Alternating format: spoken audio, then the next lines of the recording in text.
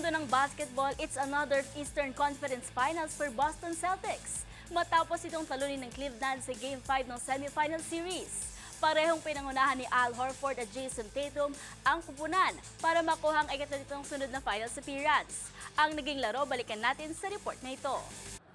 Aabante na sa Eastern Conference Finals ang Boston Celtics matapos nitong patumbahin ang Cleveland Cavaliers in 113-98 final score sa Game 5 ng semifinal series. Kabilang sa mga nanguna para makuha ng Celtics ang best of 7 at 4-1 ay si Al Horford with his double-double 22 points and 15 rebounds. Hindi rin nagpauli sa scoring si Jason Tatum with another double-double 25 points and 10 rebounds. Sa unang quarter, tied pa ang two teams at 28 at sa pagpasok ng second period, nakapagtala pa ang Cavaliers ng 18-6 run para makuha ang kalamangan with 46-40. Pero agad sumagot ng 13-2 run ng Celtics, leading to a 58-52 halftime lead.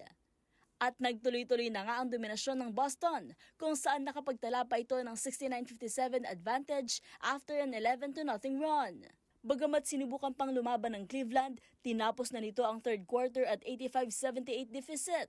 Sa final period, bagamat napababa ng Cavaliers ang lamang by 3 points, agad pa ring nakabawi ang Celtics at lumobo pa ang lamang sa 14 at 101-87. Ito na ang ikatlong sunod na beses na aabante sa Eastern Conference Finals ang Celtics at pang-anim sa nagdaang 8 taon. Samantala sa kabila ng pagkatalo, nakuha ni Evan Mobley ang kanyang game-high 33 points and 7 rebounds, habang nakuha ni Marcus Morris Sr. ang kanyang season-high 25 points. At yan ang mga latest updates sa mundo ng sports. Para sa MBC TV Network News, ito si Mili Borja, sama-sama tayo, Pilipino.